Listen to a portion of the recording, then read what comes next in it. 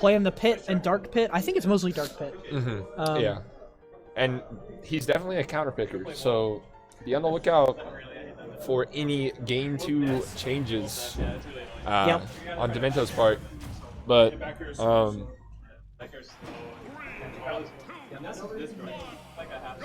getting right into it, game 1 here on PS2. PS2 start, yep. Man, I'm going to say this before we get started. Both of these guys are very hot and cold players. They feel the pressure when the pressure's on, but when they're in their groove, these guys can make the magic happen. They really can. They can, oh yeah. They both have that little bit of X factor. That's a good way to put it, because they don't have the consistency of someone like Chili. Or Pud. Yeah.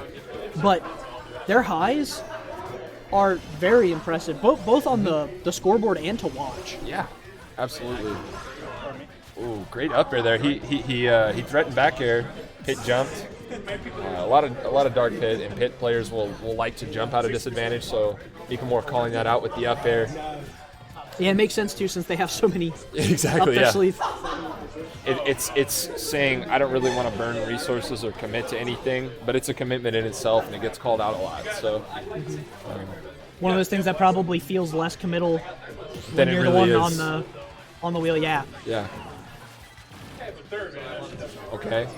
Keeping this edge guard going. Ledge trap. Yeah, this is something that Mikamora was doing really well earlier when he was fighting Resden, was the ledge trapping. It looks like he's just doing his best to replicate it here again. Absolutely. And he's at least keeping the game even with it so far, so definitely working. Fun fact, dark pit back air on shield, -4. That's it. -4. Yeah. That's kind of good. People don't talk about that, but that's okay. That's kind of good. Yes. I'm glad you're here with the numbers. That's something new to me. Dude, yeah. I'm not going to get into it, but I play against a lot of pit back home. Interesting. I don't see a lot of either of the pits, really. Yeah. They are underplayed and underrated, in my opinion. Those characters are good. And I'm not really seeing Dimento do a lot of what I normally see him do, which is kind of space out and neutral with Nair.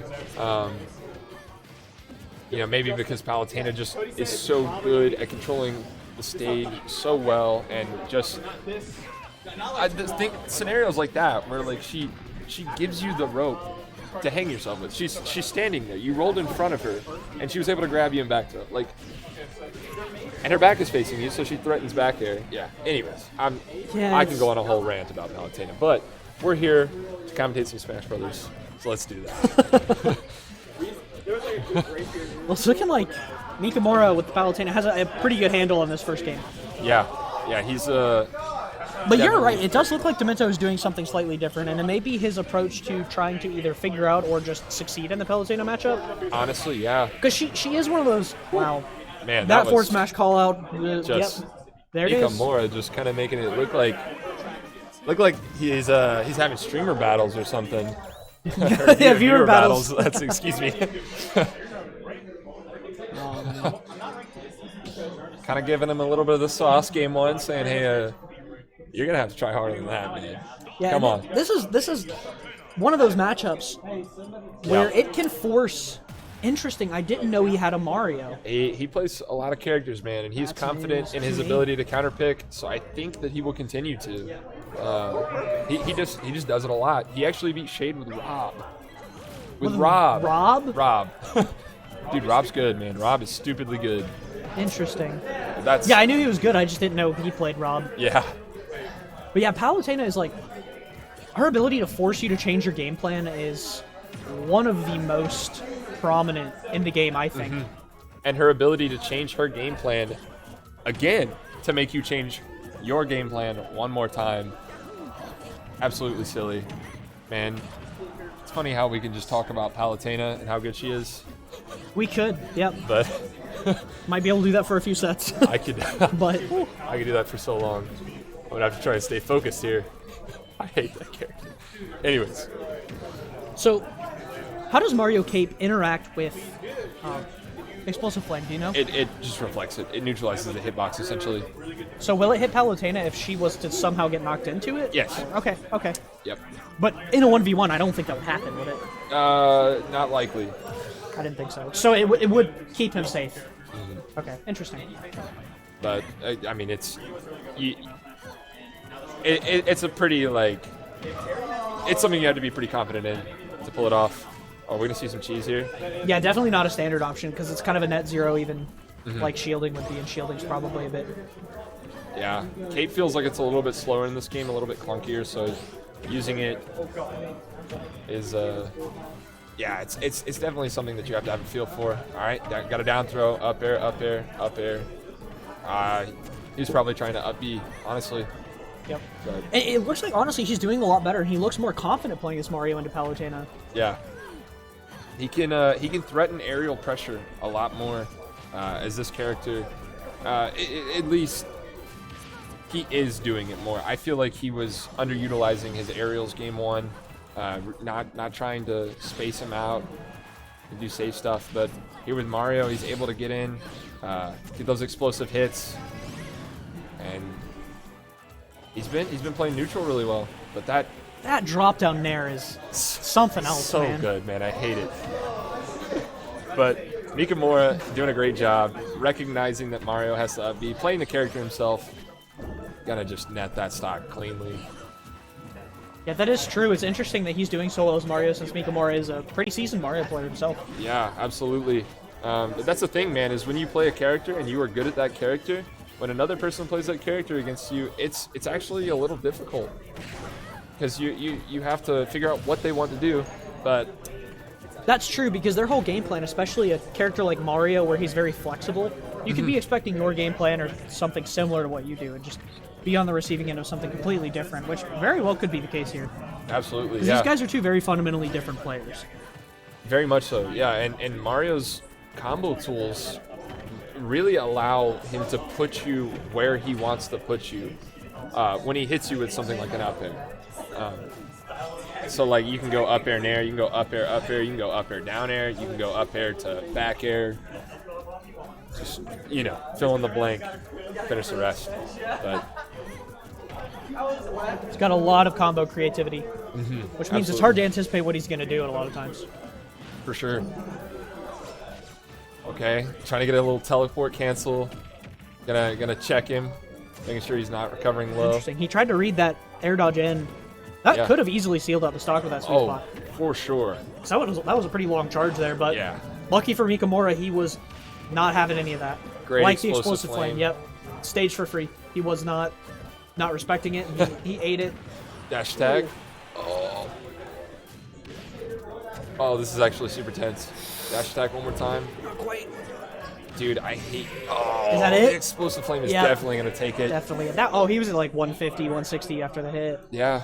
Yep. So that'll be 2-0 lead for Mikamora. I wonder if we're going to see another Game 5 situation in a similar fashion to what we just came from. It's possible. Maybe. It's possible. We're gonna have to either see another character counter pick, or a lot of adjustments, because he was a little sloppy with how he was interacting with Palutena, but he was definitely still getting the hits that he needed to close out the stocks. But if he can just clean up, navigating around the hitboxes, respecting, while also capitalizing on those habits that Mikamora has, he's going to see a lot more success in this game. For sure. And this story is kind of looking similar to the story we saw last time, where Z Pud Falco. This matchup's even. Is it really? Yes. But like Z Pud beat Z pretty hard, and then Z came back and made it pretty even, and then all of the near reverse 3-0 came from there. We're kind of seeing the same story, except with a series of counter picks that may result in similar result screens. But hey, makes it interesting, right? Similar result screens. That's so good. Oh man, dude. I play a decent amount of Falco, so I'm pretty knowledgeable in this matchup. At least I like to think. This matchup is so what makes it even? Like, what does Falco have that puts him in a good standing against Palutena? I'm not as familiar with the character. Frame 6 nair out of shield, up tilt, can shield poke, super easy. Just kind of catches Palutena doing anything. Palutena's lackluster ground game is kind of really hampered by Falco's like passiveness, where he just like laser you. Yeah, Palutena definitely has to commit a lot harder against some of the options that you have, like blaster, like up tilt. I like how I know that. It makes her make a decision, and in a lot of situations, she's not forced to make a decision. Oh, no DI on that back throw. You have to DI that down to get away from the laser. Oh, is that from next one? Yeah. Okay. So the laser after that throw is not true. Right. So his up throw and his back throw, you can DI away from the laser, and they won't hit you. That up air, he's narrowly living. Man, he's that is not quite dead. I thought he would be. He is long out of the up tilt to back That air was a percent. good roll catch right there. That was good. Yeah, gotta feel the pressure a little bit. It's really not going to take much to make this even, though. Oh, that's Rax. Oh, Hey Rax, it's spinach. I don't miss you guys in Auburn. Oof. ouch. Oh, that was a great nair. He threatened the back air, and I think it's Dimento because went to nobody jump. could drive Rax. Because nobody else from Auburn came. Oh, he got stretchered. That's so unfortunate. He had such a good lead, too. The back air call out. This is still certainly doable. Falco Yeah, being a absolutely character with an I love you too, explosive Rax. combo game. Okay, up tilt. No, we're just gonna see up air pillar combos. Does he know them? Thank you, Heinlein. Sorry, I'm using your mic as like an improv. God, Craig. Yeah, it looks like Dimento is really fighting back Yeah, to get this lead. yeah. He's not gonna go out like this. This is his loser stock. This is catching tournament that stock. back- Excuse me. I hope you get caught. Uh-oh. Uh-oh. Little mishap. Okay, this is actually Rax said.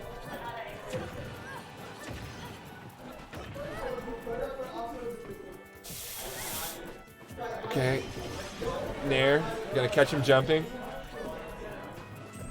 Oh, no punish. Oh, he read the roll. Nair again. Is he gonna go for that drop down there? No, he's gonna try and Going two frame for with the the up up smash. smash. Yeah, it hits under the ledge, so you can two frame with it. Dash attack, not quite gonna take it. Yeah, gonna look for that frame 10 down air. Both of these characters actually have frame 10 down airs. Fun fact. Really? Yes. And that Back looks row, like definitely going to seal it. that was just an unfortunate game for Dimento. I mean, he was playing that first stock so well, Yeah. and then a couple unfortunate events there. The stretcher, and that stretcher has to be mental damage. You know, Yeah, like for that sure. never feels good. It doesn't matter if you're at 150, 200%. If you get stretchered, that you just feel robbed. It doesn't even matter if you die to a jab.